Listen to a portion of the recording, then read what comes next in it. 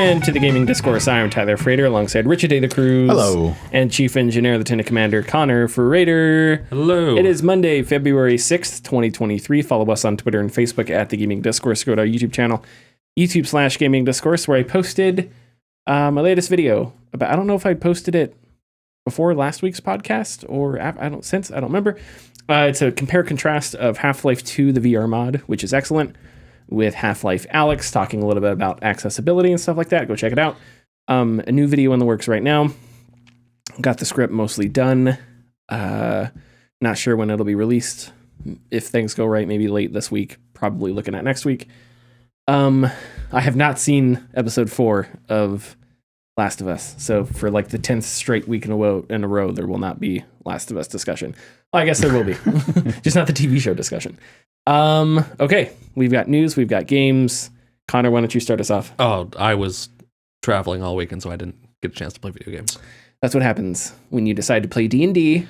In New Jersey. You Dude, awesome. reject your responsibilities he's to like, play Crusader Kings. He's, dismissing it, but I've known these people for 3.5 years. We've been playing online for 3.5 years. Oh, okay. Yeah. And we had our first in-person session. Hey, I mean, that's a game. Technically. How was the session? You can talk about it. I'll fun. Allow it. We found vampires in the city, and me being a cleric that has, a lot of daylight spells, I just you got to take them fried out, some man. fuckers. Gotta take 'em out. In D&D, are vampires inherently evil? Or Yes. are there... Okay, they are. They are inherently evil. However, you can have good vampires, but this one was... the ones that we found, they were what's classified as vampire spawn. So they had been created by a vampire. Oh, so they're like pretty monsters. feral. Yeah. So they were less Alucard and more like the monsters Yes. that attack in Castlevania, the TV show. Okay, So- that's cool. That's cool. No control of their powers, anything like that. So it's a loaded bomb inside the city that you have to take care of. Oh, okay. It's a bomb factory. Yeah. It's a bomb. A loaded bomb. Richard. What? I've been playing more Gears of War 4, which I still enjoy. And I sit there every now and again while I'm playing it. And I kind of have this, it's very fun still, but also very dated. Like its gameplay style is just very, you know what? I guess I'm going to use the word boring. Because it's formulaic, come to an open area, there's enemies again, just stand your ground and kind of like shoot at them here and there. And I don't think there's anything wrong with it. It can still be enjoyable. The Gears of War series is pretty much just like a blockbuster summer movie flick. But after six titles, because there's Gears 5 and then Judgment was like an extra side one. Yeah. It is kind of like, okay, well, maybe we have to shake things up. I don't want to say it just like completely changed. Like, I don't think there's any way they'd get rid of like the active reload, because that's such a like iconic staple. Yeah, absolutely. Yeah. And I don't think they can get rid of the cover system either, because once again, there's literally a way people play online, and it's just to go from cover to cover like very quickly. And so you can't get rid of it. And, but I do think they need to, I don't know what they need to do, but they need to do something, in my eyes. Was there vehicles in Gears 5? I don't know about 5 and 4. There's a motorcycle sequence, which is very not great. Very not great. Very not great. Okay. Yeah, like it was just very, very basic, and I don't remember that. It was very hard to control. It's after you meet Marcus, if you played it. It's after you meet Marcus. I played it when it like a few months after it first came out, and then I haven't played it for years. Yeah. So. No, yeah. After you meet Marcus and you escape from their compound, like, there's a motorcycle sequence to get away, and you're fighting this jet. And it's extremely basic, very loose. The controls are very loose, so sensitive controls. So if you you'll like crash yourself if you aren't careful. But it was doable. But yeah, I think there were other vehicle sequences in like the second and third game, maybe. Oh yeah, there were mechs that you controlled. There were you drove that car. Yeah, you drove a car. There was a car sequence where you drove a car around, and you had to avoid those bats from Chronicles of Riddick. I don't remember those being like rough or anything, but this sequence was a bit rough.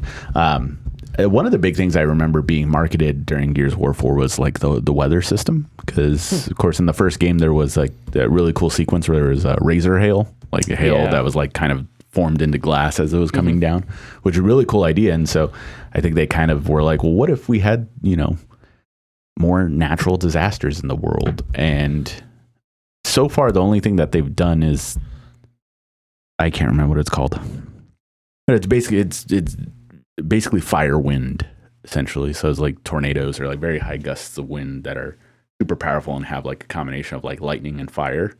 Okay. And they keep doing it, and it's not fun. Like nothing happens to you as a character. It's just kind of like an environmental thing. There are times where it's very pretty to look at, like if you can see it off in the distance, like the tornado that's forming and whatnot, it's very gorgeous to look at. But as like it's kind of a cumbersome system to have in place, because it's always like, oh, we got to get to cover and find this, you know, where we have to go. And there's things that are like flying in your direction and hitting the ground. And there's also like really cool lightning strikes that once a lightning hits the ground, it splits into like 4 or 5 other like lightning strikes that like kind of trail. God, I don't remember. Are you sure you're not playing Gears 5? No, I'm playing Gears 4. Yeah. God, I don't remember any of this. Some, you know, but we have this conversation. We've had it where some games you play once, you remember a ton. Some games you play once, and it's just for whatever. It may be good, may be bad, but for whatever reason, you just pass through it. And that is an interesting, that is a conversation to have, because I spoke to somebody I was working with about it, and there are some series that you kind of wish would stop, and I don't think Gears needs to stop. I don't think it's that dire. Every game is good, but there is, with Gears of War 4, there was a trilogy. And I finished the trilogy, and the story is done. And I don't feel like there's a need to go back. But they've created one, and it is interesting enough. But at the same time, I'm not invested. I'm not connected to any of these characters. I'm not in it, so to speak. So, it's not bringing me any. It's bringing me sustenance as far as the gameplay standpoint goes, but it's not bringing me any like emotional right sort of connection. Yeah, because you got really Gears 1, 2, and 3 had solid stories. They did. They weren't like the most well written. They weren't the most. They were melodramatic. They were. We'll talk about like Dom and Maria, or Dom's death. How silly like Dom's death was. You know what's fun? Sorry to interrupt, but man, like that you bring up Dom's death, and it's just like all Twitter, all the forums. It was like I cried and everything. I was like, man, this was so telegraphed and so when I first played the game, I was sad because Dom was always the character I thought that was the coolest. Yeah. Looking back on it now, it was just the way he sacrifices himself was really silly, because the whole scene is confused. It's poorly like shot and stuff. Yeah. But anyway, the thing that the game had going for it was the characers. Marcus was an interesting character. Dom was interesting. Cole was interesting. Coltrane. Baird was cool. I kind of understand. I never really had that same kind of connection with Gears 4.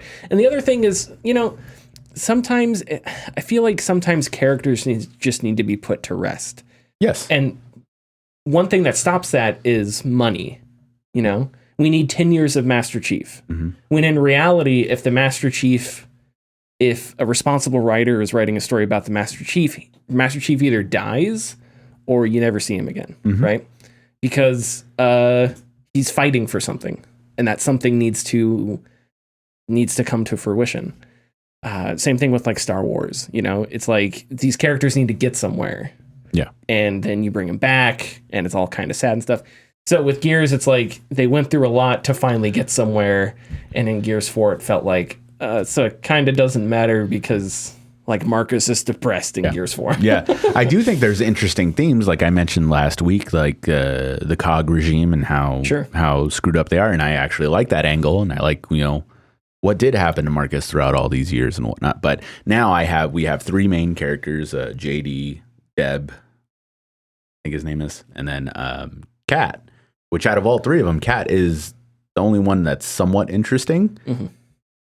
But as I was playing it last night, and one of the part where Marcus leaves for a while, and it's just those 3, It was very bad Marvel writing, like constant quips and constant like, don't want to do that again, and a 13-year-old. I'm a little busy over right, here. yeah, right, stuff like that, and it was a bit grating, and it was like, oh, wow. Whereas like again, like Marcus did have like a directness that was like, let's get to the point, and it's like, okay, cool, great.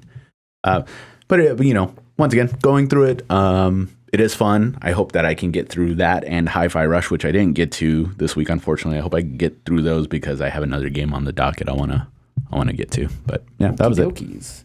So I started a game that has been on my I want to play this list for a long time, Iron Harvest. I found a used copy of it at GameStop for the PS5. I'm disappointed. It's a bad PS5 port. Oh, that sucks. That really sucks. Also because the game does not look that good. Mm-hmm. It's art direction over visuals, right? You zoom in on some of those resolutions, on some of those textures, they're way low res, which is fine for a console like RTS. I'm not complaining about that, but the frame rate gets really, really bad, and it doesn't take a whole lot for the frame rate to get bad. It's crashed a couple times, and it's too bad because the game is fun when it gets working, and so far, I'm a couple missions into the single player. It's interesting. So Iron Harvest is, right, RTS. It's an alternate history like 1920s. Yes. Kind of steampunky. Mm-hmm. So World War I has like kind of started, but it's a different version. And all the countries have mechs and steampunk. So it's like... diesel punk. They have like poor mechs. They have jetpacks, stuff like that, right? And it's all very cool, and it's all very fun. The single player missions are competent so far, and they don't keep things boring. So there was a mission where I had to attack the enemy base, and to get there, I had to go across a bridge. And on the other side of this bridge is enemy emplacements. Mm-hmm. So I'm sending waves, and those waves are just getting demolished, but I'm slowly chipping away at the enemy defenses, right? So basically what it became is I would build up a mass army, send it across this bridge, they would chip away at the defenses, and eventually I'll get slaughtered. But every now and then the enemy would actually send troops back toward me. So I had to put up defenses as well. And I don't play RTSs all the time, but I have played single player RTSs where things are like boring. It's not dynamic. The AI doesn't fight back, or the AI doesn't make you like take into consideration your defenses or anything like that. And it does in this one. If you have a base, they'll attack your base. So you got to leave some troops at your base, that kind of thing. And it's fun. And I appreciate that. It's a cross between, it's a little bit of Company of Heroes, a little bit of Halo Wars. Okay. And I guess if it's a little bit Halo Wars, then it's a little bit StarCraft. Because it's just rock, paper, scissors. It's this beats this, beats this, beats this, which Company of Heroes is a little bit too, but Company of Heroes, I think, has a little more strategy to it, but or depth to it.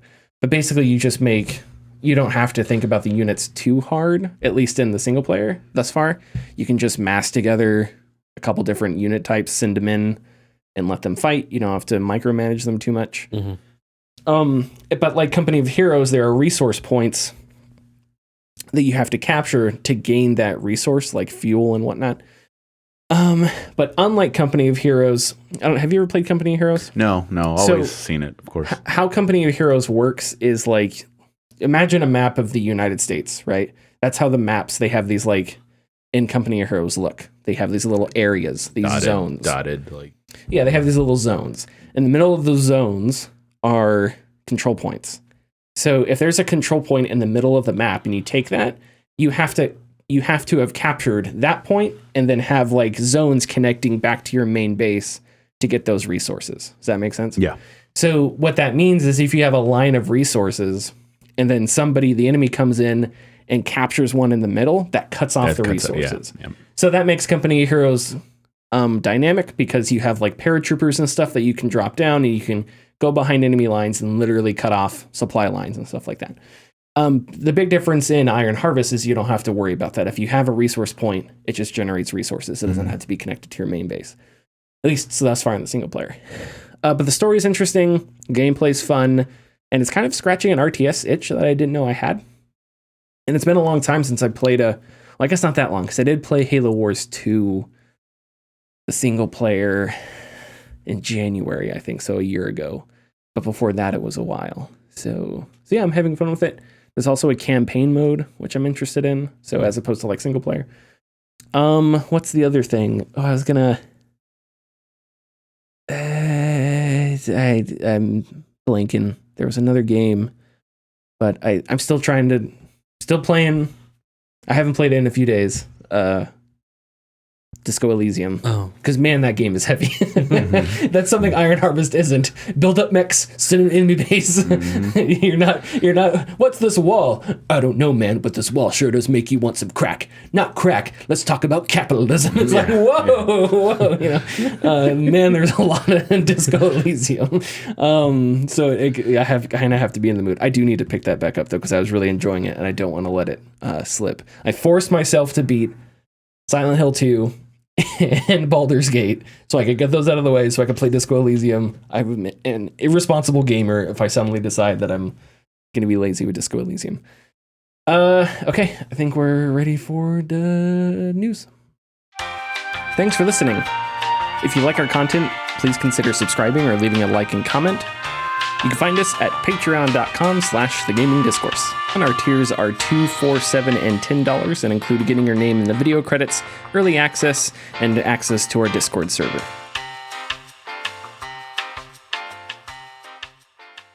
Activision-Blizzard has settled with the Securities and Exchange Commission for $35 million. Reading straight from an SEC press release, between the years 2018 and 2021, quote, Activision-Blizzard lacked controls and procedures among its separate business units to collect and analyze employee complaints of workplace misconduct. As a result, the company's management lacks sufficient information to understand the volume and substance of employee complaints about workplace misconduct. The SEC also says that Activision-Blizzard used separation agreements with departing employees that required them to notify the company if the SEC contacted them for information. This is a violation of whistleblower protections. Activision-Blizzard admits no wrongdoing in the letter, or I guess not a letter, the ruling maybe, the settlement, nor did the company deny anything in the settlement. A reminder, the Wall Street Journal has reported that Bobby Kotick, who is the soon-to-be former CEO, was aware of misconduct and failed to disclose it to Activision's board of directors. Kotick and Activision-Blizzard have denied this. The California Department of Fair Employment and Housing, that lawsuit, which is the initial one, is still making its way through court. So there have been two settlements. There's an $18 million settlement with the Equal Employment Opportunity Commission for $18 million. That's the federal government, I believe. You have the California one that kicked everything off. You have this SEC investigation. So all of a sudden my throat's about to die. I apologize. So you have 18 million, 35 million. The California one is still in the works. Somebody say something. I need to die real quick. Yeah, Activision Blizzard sucks. As we've been saying for the last 2 years, almost 2 years now. Of course they admit no wrongdoing. Of course they're going to admit no wrongdoing. It's one of those things where it's written on the wall. We already see all of this. Yeah, I think it's one of those things where I'm gonna bring up somebody, and we joke about me bringing up football, but this is serious because if you've heard of Deshaun Watson, right? So Deshaun Watson, who he was a sexual predator. He went around. He used his status to influence massage therapists into doing things they may or may not have wanted to do. He got in trouble for this, as he should have. The Cleveland Browns denied everything. He didn't do anything wrong. And they also said everybody deserves a second chance. So it's like, which is it, Browns? He didn't do anything wrong, or he deserves a second chance? Which is it? So the thing with Activision Blizzard, okay, you're going to deny wrongdoing. You're going to say that we did everything we could. Why is Bobby Kotick stepping down? Is J. Allen Brack going to come back to the company? Right. What? Okay, so if nothing happened that is anybody's fault and everything's peachy keen at Activision Blizzard, Why are all these executives going away? Right. Why did Jen O'Neill step down after she said she wasn't offered the same amount of money as Mike Ybarra? So it's like, why is everybody speaking up? Why is everybody speaking up? So it's one of those things where I don't know, if a lawyer is speaking, I think they can talk their way around, well, officially, legally, nothing. But I think, honestly, it's like, yeah, bullshit. It's, Al Capone got caught for tax evasion. So, yeah, officially, that's the only thing he did wrong. Whatever. It's so true. It's true. But I just wanted to point that out because there have been Activision-Blizzard. I don't know, man. Of all the companies that have conducted themselves with just an embarrassing amount of like foot in mouth syndrome, Activision-Blizzard it's embarrassing. We bring up the Francis Townsend letter. Like, how do you draft that? How does that happen? Everything with Bobby Kotick. They have been, with Ubisoft, at least it just looks like Yves Guillemot is just asleep at the wheel. Yeah. Like he's just a moron. Right, exactly. Right? He's just a deer in the headlights moron. Right. This is like comic book villain level, denying, there's nothing to see here as the building behind them is on fire. So Naked Gun reference. Yeah. So I don't know, for whatever reason, and like there's another Activision Blizzard executives have made themselves look stupid on Twitter, and that's why I try not to go on there because it's like, whatever. But like it has been a complete systemic institutional failure with Activision Blizzard, and that's the same with Ubisoft. But maybe what Activision Blizzard has done more of is just a complete embarrassing reaction to it. Anyway, and I've said that before, and I'll say it again when we talk about Activision Blizzard, and hopefully we can get a bigger fine. I don't know. The fine doesn't help things, but it's a nice fuck you, even though it's not going to hurt them. It's not going to be that big of a deal, I guess. But it's like, because this is one of the. It's really crappy to think this way, but it's one of the biggest reasons why I kind of hope the Microsoft merger goes through, because. But even then, that's not something good to say, because we don't know if they'll even do anything regarding it, like getting rid of Kotick. Like, we can't trust them to do it. But there needs to be some in these companies. There needs to be some sort of shakeup for what we hope things to get back to normal. But without those major shakeups, we're stuck here watching this burning building. Sure, definitely go down to the ground. It really is terrible. But if you're paying a settlement, then you did something. Sure, even if they deny it. Yeah, even if they deny it. Okay, we're gonna focus on this Jason Schreier story about 343 Industries. It's regarding mass layoffs, and apparently the 343 Industries is going to focus on multiplayer for the near future. So some background. Over the past few weeks, there's been numerous tech industry layoffs affecting many companies. Microsoft, which we'll get into here in a second. I think, did Meta? No, I don't think Meta fired more people. Take-Two just announced like 5 hours ago. Yeah, there's layoffs all across the industry for various reasons, many of which I'm fine saying are probably bullshit. But anyway, 95 people were let go at 343, including veteran developers. That was part of the news. Other parts of the news, 343 will be switching to Unreal 5. The Slipspace engine is buggy and difficult to use, and apparently has been a headache for 2 decades. Which at this point, it's like every engine is a headache except Unreal and Unity. Like, it's almost comical. The switch to Unreal 5 will start with a new game codenamed Tatanka, which will be developed with certain affinity. It started as a battle royale, but may take a different direction. Some sources are skeptical of the change to Unreal 5 since it may have a negative impact on the way Halo games feel. People assumed 343 was working on story content for Infinite, but that was never the case. Some of the developers laid off were working in Unreal 5 and pitching ideas for new Halo games. So obviously all those ideas are either shelved or gone with the people that were fired. Yeah. So discussion, Halo as a whole, obviously, I don't know. whatever has happened at 343 over the past 15 years is worth a documentary because so much. Yeah. Like, it's crazy. Earlier, we talked about characters that need to be laid to rest. Sure, yeah. Halo is a franchise that needs to be laid to rest. It is past its prime. It has gone to it. I think we can all agree that, the first 3 Halos were the best of the franchise. I don't think that's a controversial take. No, I don't think so. And since then, it's just been downhill and just trash.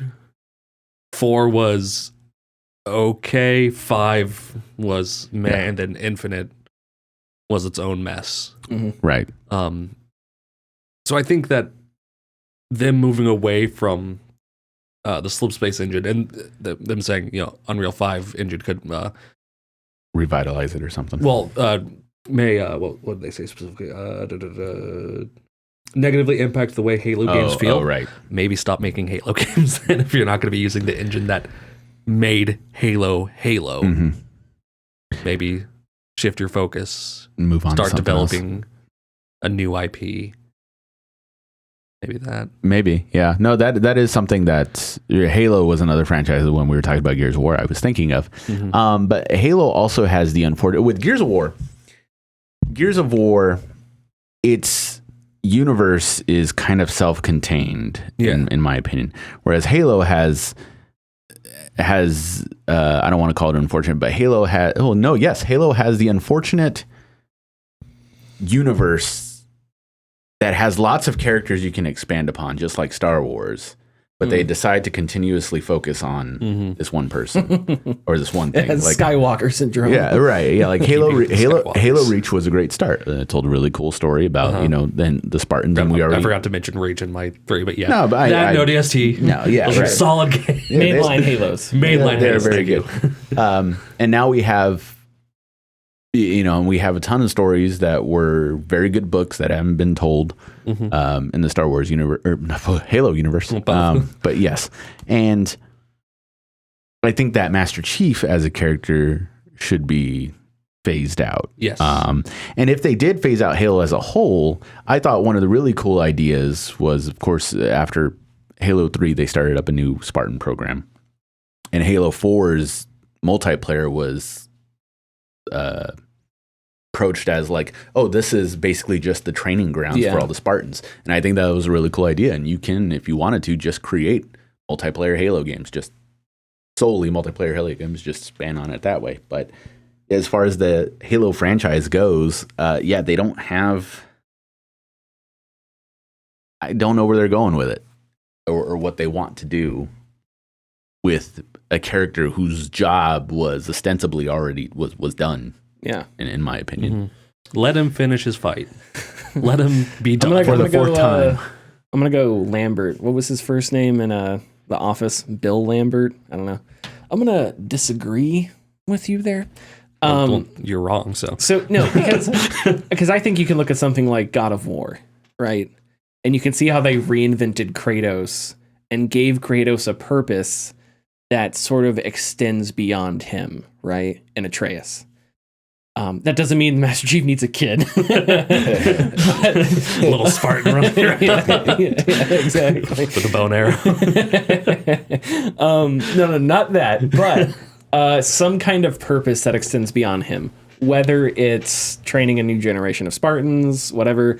This is the same thing with Sam Fisher and Blacklist. They kind of gave you the impression that there was like a new Splinter Cell that Sam was going to take under his wing, even though they probably should have done that with Double Agent. Doesn't matter, neither here nor there. So I think you could have come up with something in Halo that, and I think in some ways they did. The structure of Halo Infinite is really cool. It is the Silent Cartographer, but open world. And it works most of the time. But it's just not deep enough. There are ideas there, but they just don't take the idea to the next level. And one of the reasons is because of its development hell. It's like you can tell there are parts of the map that just feel unfinished, or there are parts of the map where they made this huge thing and then there's one Covenant base and it's like, okay, that's it. Mm-hmm. They just didn't have time to like fill out entire islands. But the idea, like what you can see with Halo Infinite really, really works, is taking all the vehicles, the open worldness, throwing in co-op and saying hop in a warthog and go complete a mission, or you can hop in a tank, or you can get 2 sniper rifles. You can go over to that Covenant base and take it out that way. It all works, but they just didn't build it out far enough. The other problem is the story. The story was Cortana's death in Halo 4, I thought was a good starting point for the end of the Chief, right? Mm-hmm. Was an interesting starting point. Halo 5 was fan fiction that had nothing to do with, and I say this partially joking, but it was literally thematically incoherent with the other Halos that came before it. And then Halo Infinite, much like Rise of Skywalker, had to figure out how to reconcile the beginning of a trilogy with an incompatible middle of the trilogy and wrap both of those things up at the end of something. And it didn't, because you can't. So I think, I don't know. I think it can happen. It just hasn't happened. I think Infinite had brilliant ideas. It just didn't go far enough. In my video about Halo Infinite, I talk about, what's it called? The Wasp, the new UNSC air vehicle. It's called a Wasp, I think. You unlock the Wasp. So it's like, oh, I have a flying vehicle now. But the problem is that there's nothing in Infinite that makes you use the Wasp. It's just a convenience. There are places like there's a really high Covenant base that you can only get to with a Wasp or Banshee. But once you're there, it's just a Covenant base. There's not like anything there that you need a Wasp to take care of, right? So what's the problem there? The problem is it has this element of gameplay that's not taking advantage of. Whereas opposed to think about a mission where, Chief, we got to go attack this island, and they have anti-aircraft guns. So first you need to take out the guns, and then, I don't know, some kind of mission where you have to have the Wasp as an element of gameplay. Just like there are a couple of missions where you need a tank. You have to drive through a tank thing, and enemy tanks get thrown at you, and it's like you need a tank for that. Well, they didn't do that. But the thing is, they could have. So it's not like it's impossible. I think one of the biggest issues is that 343's Halos haven't had an identity, and I think they still have no idea what to do, which is a shame, because I think Halo 3 can still hold up today, not literally, but like that structure of a solid multiplayer game, finite, with a solid single player, right? I think you could still do that. Halo 4 was Call of Duty. You got 3 kills in a row, you dropped a fucking Spartan laser or something like that. It was Call of Duty. Halo 5, you had, the multiplayer was better. You had pay-to-win microtransactions in one of its side things, which is too bad. And then with Infinite, now it's a totally live service thing. And now you're talking about Battle Royale. To me, that's trend chasing. That's not knowing identity. And that's too bad, because the identity was already there with Halo, right? But the problem is instead of Halo being an alternative to other popular shooters, it's like it tries to, for the past 10 years, it has tried to emulate other popular shooters. And that doesn't make any sense, because it was the popular shooter. And it may not ever be. I remember having discussions 15 years ago about the difference between Halo and Call of Duty. And it's like, in Call of Duty, the first person to see the other person wins. But it's like in Halo, you get shot first, you turn around, you get a grenade bounce perfectly. You can change the battles a little bit more dynamic. Not to say that it's necessarily better, but that's different. And it's different enough that it makes it a unique enough experience that you can stand out. And they sort of got away from that. So I don't know what's been happening at 343. I think the only people that do are the people that are there, and Jason Schreier, who has reported on it like 3 or 4 times. But it's crazy. And people have said that the leadership teams have failed, and maybe they have. But I think if you're, I don't know, if all of a sudden I was given the power to do whatever I wanted with Halo, it may be a complete series revamp. We'll redo the first Halo. We'll do or we'll do some kind of series reset like they did with, I guess they kind of did that with Infinite. But we would get rid of the service-based stuff, and we would really sink our teeth into figuring out how to make it work into the open world better. Because man, when Infinite works, it's so amazing. Like when you're when you're exploring by yourself with a battle rifle and you use the grappling hook to hook yourself up onto a rock, then you just see this long vista climbing up to the halo and the like kicks in. It's like it's really freaking cool. But then it just doesn't go anywhere. So anyway, did I convince you? No. Okay, but again, I agree that the Chief's story needs to end. No, it did. And then they kept it going. Okay, well, yeah, I would agree with you there too. The story had an end point. Yeah, with 3. They literally had him going back into cryosleep. It was perfect bookends. You wake up from cryosleep, you go to cryosleep. That's natural conclusions right there. Yeah, that is cyclical. That is, the hero's journey is complete. And then they brought him back. And God damn it, he was 2 days from retirement. Just let him retire. Yeah. No, okay. I would agree with you there too. If we're here, if you're talking to me like it's 2009 again and I'm at 343, then yeah, it's okay. Let's end the Master Chief. But of course, the one reason that's not happening is because, some J. Jonah Jameson executive, kids love Master Chief, we can't end him, see? And then you get 10 years of this bullshit. So anyway, are we ready to move on?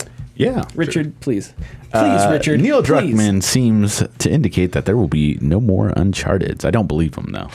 When talking about Naughty Dog's relationship with Sony, Druckmann says, quote, "Just because something is successful, people think there's all this pressure and we have to make a sequel. That is not the case. For us, Uncharted was insanely successful, and we're able to put our final brushstroke on that story and say that we're done. We're moving on. Excuse me. Likewise, with The Last of Us, it's up to us whether we want to continue it or not.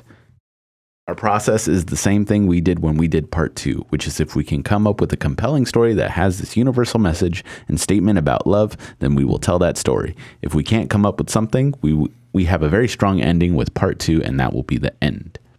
End quote. Neil Druckmann's a weird guy. He says weird things. Everybody says weird things on Twitter. Mm-hmm. I love this quote, though. Yeah. This is a really goddamn good quote. And Sony's a dumb company. All companies are stupid. They're all ran by morons. But one thing that Sony does really well is I don't think Sony is that squeamish to new IPs. And and they have the evidence for that. Yes, right? they do. They can look back over the past 5 years and Ghost sold well, Horizon Zero Dawn sold well. There may be one I'm forgetting that did really well. Death Stranding. But then you also have God of War definitely obviously banked on its history, but there are big artistic risks with God of War with some of the way that it changed. But I think Sony PlayStation isn't as squeamish at its studios doing new things or ending things. Yeah. Which I think is to their credit, right? And I appreciate that. Yeah, that is a good point. You are very correct about that. Days Gone, even though everybody at Sony hated it. Yeah. Sony just released an ad that had a game that nobody knew what it was, featuring a woman with a torch picking up some sort of artifact. It was a live action trailer, correct? No. I think it was a live action. It showed gameplay. It was all gameplay. Was it? Trailer. That's what I was reading. Well, we don't know. I don't know. I thought I watched it and I thought it was live action. I may be wrong though. Well, regardless, I don't see them fully stopping. I think the Uncharted series is over. I think it had a perfect end. Absolutely perfect end. Yes. Yeah. But there's money to be made, unfortunately. Okay, see, and this is back to our discussion. And so it is back to our discussion. But there's a fifth Uncharted game that was very good, Uncharted Golden Abyss for the PS Vita, that was made by Ben Studios, who did Days Gone. Days Gone. And we don't know what they're working on now. But I know the writers have changed, but of course, I would hate the idea of the people that wrote Days Gone writing an Uncharted. Because that is also a problem when you introduce someone like Nathan Drake's daughter. It's like, well, obviously she's going to grow up and be just like him. And it's like, well, no, she doesn't have. The point at the ending was that she wasn't going to do that. But I think Uncharted needs to go away. remake the first one, something like that. I don't know. If you want to do something, remake it, make it less of a shooter. The first Uncharted, people love to be like, it's overrated, but I think at the time it wasn't like people were saying this was the next greatest thing. I tell people when they buy the Uncharted because they always is this a great series? I'm like, yes, it's a great series. The first game is fairly dated. It is fairly dated. It is still good. It is, but compared to like the second one, it is a bit rough. I think Uncharted might be the only game series. Well, there's probably others. I don't know, but it literally the next game in the series was consistently the best one. Uncharted 2 was the best one. Uncharted 3 came out. I think you could argue that was the best one. Uncharted 4 came out, undisputedly the best one. Golden Abyss I never played. Golden Abyss very solid. But mainline wise. Yeah, I think Uncharted needs to stay untouched because that ending was pristine. That is one of the best endings to a story of all time. It ended perfectly. I can agree with that. So, I mean, it literally ended perfectly. So it's like, you can't touch that. And, you know, God damn it, if Cassie is like getting shot and stuff, I'm going to be pissed. I'm going to be pissed that you have to watch that ending and know later on in that girl's life, instead of living it up, having a family and being peaceful, she's getting shot at. I don't want that to happen. On the Last of Us end of things, The Last of Us is a series that I think, if they said, and I've said this before, if they said we're making part 3, I'd be totally down. But part 2 was a perfect ending as well. That fit the series, I think, perfectly. I mean, yes, but I've also been thinking more. I think part 2 should have been part 3. Wait, well, what would be part 2 then? Abby. Oh, that's interesting. Just make the whole, just her before, and then the ending be what happens. Oh, that would have been I got really the hospital interesting. to lead into 2. Okay. And I think that would have been. I still liked it either. Well, I liked it either way, despite its exhaustive nature. Yes. Mentally. That's one way to put it. Yeah, but yeah. Okay. Yeah, I could see that. Yes, go ahead. Question for Uncharted. Would you be okay with, them continuing Uncharted series? However, it's not Cassie, but Nathan is now the Sully for the new adventurer. See, okay, but the thing is, the theme of Uncharted 4 was, one of the themes was greed, right? Nathan had all this stuff, just one more score, Arthur type of thing, and he got right to the brink. He got right to the brink of dying, losing everything he got for one more treasure, and at the brink, he turns around and he saves himself, right? So I think that was perfect. So to me, it would lessen that if later on in life he got back into the game somehow, because he learned his lesson in Uncharted 4. It was, yeah, sure, maybe this job I had going scuba diving was boring, but what I had is greater than the things I was chasing after, right? And so if you wanted to tell an Uncharted story about, I still have not played the expansion, Lost Legacy. Yeah, if you want to do something like that where you expanded on the side characters, or there isn't much of an Uncharted universe per se, but something like that, I'd be fine with. I don't know, Chloe, if you did more Chloe stuff, which awesome. Yeah, that would be cool. But I kind of want, and I don't know if you agree or disagree with me, Richard, but I want Nathan Drake to be able, if the Master Chief can't have a Mai Tai, I want Nathan Drake to have the Mai Tai. He deserves it. He does. Yeah. Is that, sorry, I was No, I agree with that. I agree wholeheartedly with that. I don't necessarily want there to be an Uncharted. If there is, I would love to have, Chloe's not done, as a character, and neither is Nadine, is kind of her cohort now. And so, yeah, I would love to have, if they gave me another Uncharted, not with Nathan Drake, I would totally be down for it. But as far as Nathan Drake goes, maybe his extension, familial extensions, I'm not interested. But yeah, because you want your characters to work to something, to be happy, just like Master Chief, just like Marcus Phoenix, just like Picard, right? Just like so many, like Luke, right? Luke Skywalker, you want them to get to you. They fight for something. They believe in something. They risk their lives. They stand on their principles, and you want them to reach a point where they get rewarded for those trials and tribulations and the heroic deeds that they did. So, and if you write some story about their later on in life, you have to generate some kind of conflict, which means they fall back into tragedy or losing something, and that just sucks because you don't want these characters to be perpetually fighting and dying and killing and stuff like that. Which is, I guess, is a problem across fiction, not just video games. But anyway, are we ready for tidbits? Yes. Hit the tidbits thing. Strike the tidbits thing. We're no longer using the tidbits thing. Okay. Yeah, we can't strike it. Oh, all right. Well, it was fun while it lasted. Follow us on Twitter. No, I'm just kidding. All of tidbits. Okay. We're just cutting Tidbits are done. Yeah, load off my back. PlayStation is removing a big freebie from PS Plus users. I guess this title is a little bit clickbaity. 2 years ago, when the PS5 first came out, Sony revealed that consumers who bought a PS5 would get access to the PS Plus collection.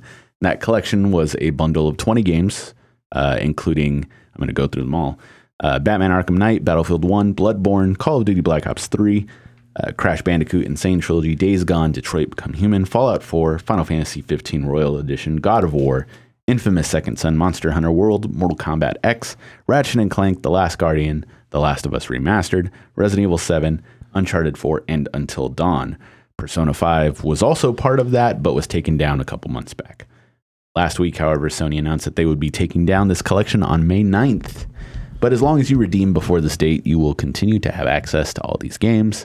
After the date, however, you can't, they'll be gone, so you can't get them. So if you have a PS5 or know someone who has a PS5, go redeem those. Have they said why?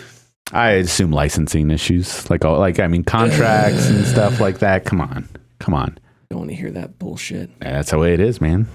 There's some good games, though. Yeah, they're very good games. But yeah, Sony comes up to somebody, we want to put your game on this free service. Okay, how long you want to do that? How much are you going to pay me? How much are you going to pay? Yeah.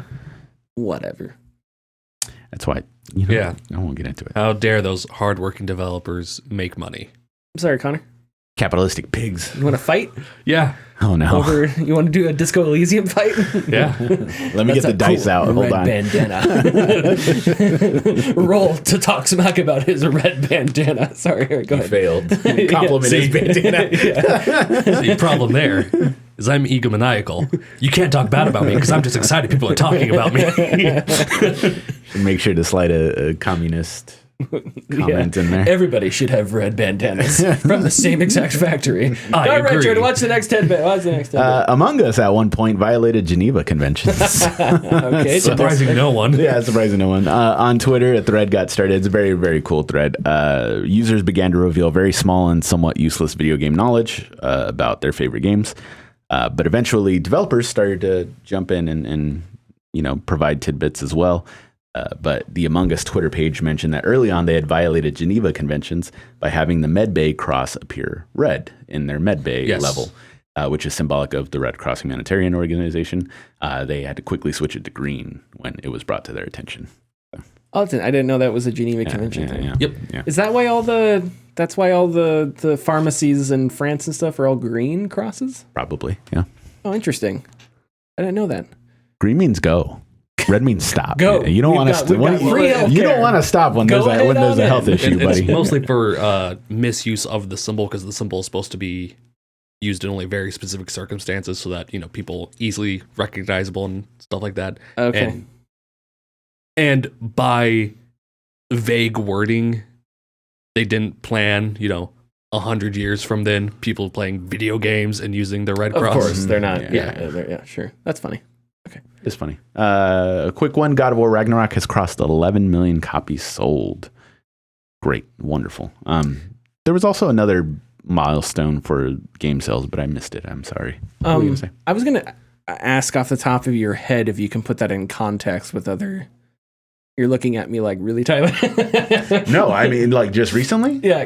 Just recently, or just because that sounds really, really good, but I'm curious as to... Well, God of War, the first one, God of War 2018, took until last year, I believe, to cross 20 million sold. Oh, wow, okay. So that was about 4 years. So do you know off the top of your head off the top of your head. Does that number include PC sales? Yeah. Yes. Wow. Or no. For PC. Oh, actually, that's a good question. I don't know. I think it's even if it doesn't, it's even that number is even more. Yeah, it's even then. more. Yeah. Because that's half of that in 6 months. Mm-hmm. Wow. Okay. Mm-hmm. I did not expect. I was completely wrong. I thought God of War I thought there were more nerds like me that would wait to get it and play it on the PS5, but I guess people were fine. Yeah, I mean, if it runs on a PS4, it runs on a PS4. Yeah. Okay. Why not? Cool. It's cancel city this week, guys. Oh, no. Tons of games are being canceled and or taken down. I got a list here, a quick list. Rumbleverse, Knockout City, Apex Legends Mobile, Battlefield Mobile, Crime Site, Echo VR, Dragon Quest Dies Adventure, and Crossfire X are all being taken down within the next couple months. All free-to-play games are all mobile games. And this all happened in like a couple days. This was wild. It's a bloodbath. Back 4 Blood will not receive new updates from Turtle Rock Studios, and EA canceled the single-player game in the Titanfall universe. Those bastards. I did not know this. Yeah, this happened like 2 days ago. Really? Yeah. Oh, that's annoying. Yep. Short end of the stick, the Titanfall. Yeah, I don't. It's so. That was one of the. There were a couple games. There were a couple games. I was gonna say that's one of the games that was, but you shouldn't say that because one of them implies that there's like only a few. One of us. But Titanfall was innovative. Titanfall was truly innovative and different and cool, and it's so annoying that hasn't been expanded on at all. Because Titanfall was really cool and innovative. Only to be helped by Apex Legends, which is in the same universe. So. Yeah, but it's not like Titanfall though. Well, that's true, but this was going to be a Titanfall game featuring one of the Titanfall characters, and there were going to be guest appearances by Apex Legends characters. Oh, you're talking about this one. Okay. Yeah, the canceled one. Sorry, I got you. And BT was going to be in it too. Did you know Remedy made a single player Crossfire X? For Crossfire? Mm-hmm. I had no idea. Yeah. That seems so like what? Weird, yeah. It's Remedy very weird. did a single player for Crossfire? Like what? Yeah. Never played it, and I don't think I will because they've never. Not that I don't trust them to do a first-person shooter game, but because they've never done one as far as I'm aware. But I don't know, just doesn't seem them. Yeah. But I said that same thing about Tango and Hi-Fi Rush, and yeah, here we are. Yeah. But Crossfire X was badly panned critically and commercially. The single player? Yeah. Oh, the whole game in general. The whole game. So. Okay, because it's like a CS:GO type thing, right? Yeah, I think so. And it's really big in China. Yeah, I think China is where like the game is really popular. Okay. Anyway, sorry. Last tidbit. This is a doozy. I have a lot of information. Oh boy. Keep up with it. So there's been a Donkey Kong cheating case that's been going on. Donkey Kong, the old arcade cabinet. So let's start off here. Billy Mitchell. I don't know if you guys have heard of him. I do. The former record-holding arcade video game player who became pseudo-famous in the 80s for his performance in several arcade games. He became somewhat famous again in the 2000s due to the documentary King of Kong, which is a very good documentary. Go watch it. He basically was the rival character in that documentary. Okay. And from that point on, after watching it, I decided I don't like you, and for good reason. Competing with Steve Wiebe in which they tried to see who could get the highest score in Donkey Kong. In order to keep track of all these records, there's an arcade in the Midwest that now became like kind of the face of keeping records for video games called Twin Galaxies. In 2018, Twin Galaxies removed Billy Mitchell from the scoreboard after evidence of cheating in his original Donkey Kong scores surfaced. What you would do is you would videotape yourself playing, send the videotape to Twin Galaxies. They would inspect it. They would watch the video, see if there was any cheating going on. Like it was very manual, and then they would put your name on the board. So, they found evidence of him cheating in Donkey Kong.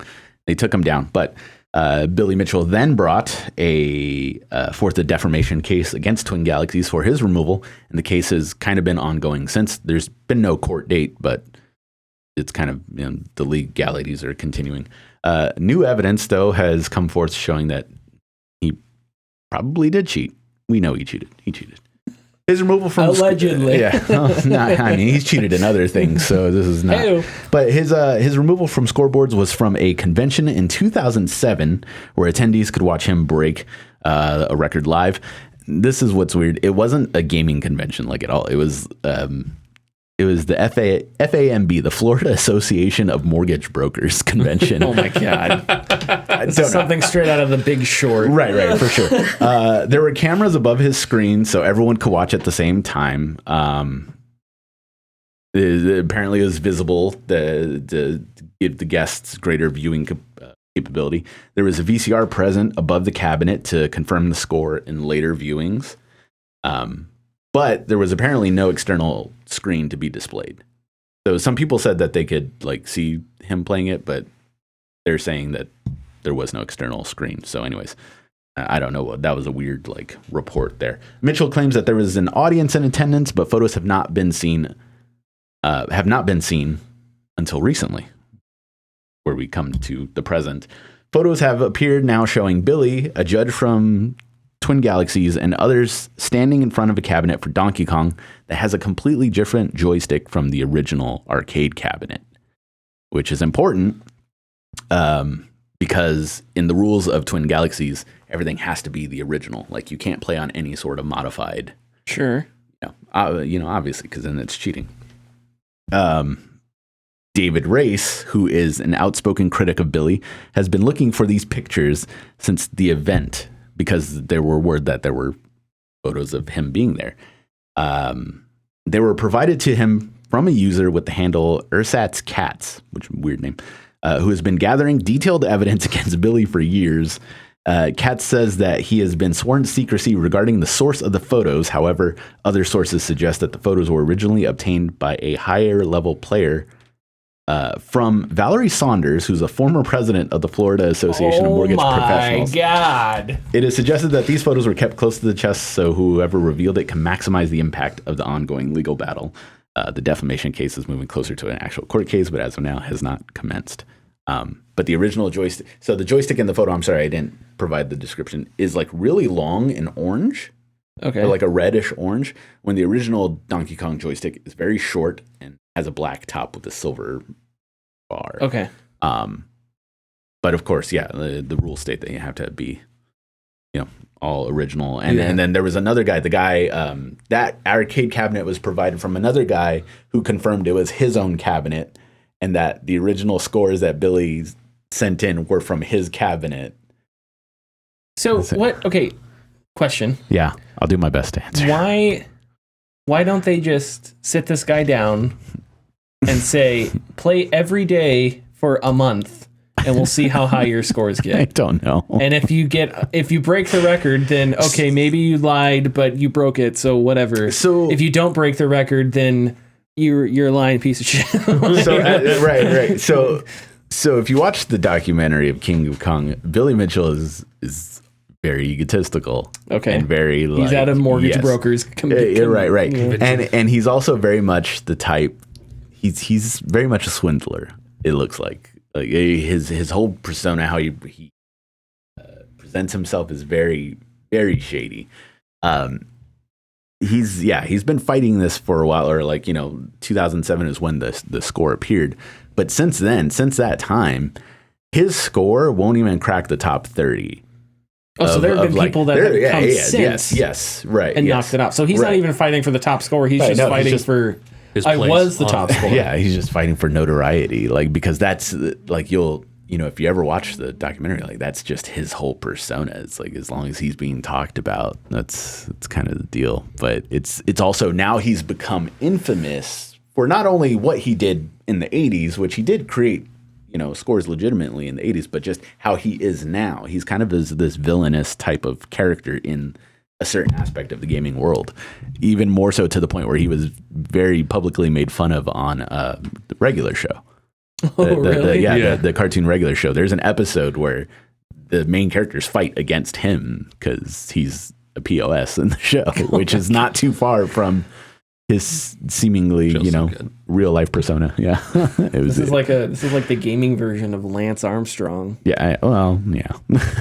Wow. Okay. Well, Except for he's the only one cheating, not everyone. hey. He doesn't lie to Oprah's face. No, he told the truth to Oprah. Yeah. Well, So the truth's open. but he lied to a lot of other people's faces. Right. But then it came out like 12 of the other people in the top. Well, yeah, 12 everybody. roles. Yeah, everybody was. So it's just Everybody was. wow. Yeah. Okay, then. This is officially an anti-Billy Mitchell gaming podcast. So, just kidding. No, it's a human being. Your just hot as a sauce sucks, Billy. Just as a Donkey Kong record holder. Okay. There's only a place for one Billy in my heart, and that's Billy Madison. Follow you eat pieces of crap for breakfast. Follow us on Twitter and Facebook at the Gaming Discourse. Donkey Kong sucks. You suck. YouTube/Gaming Discourse. The price is wrong, bitch. No. Oh man. All right. My one of our listeners will love this, but I never say that quote correctly. I always say the edited version. What's the edited? The edited version, if you ever watch on TV, just goes, "The price is wrong, Bobby." And so like I know it's bitch, and like obviously that's what, but it's just so funny like the other way because you see his mouth and it's just like they redubbed it. And it's just terrible. Price is wrong, Bobby. See you next week. Bye-bye.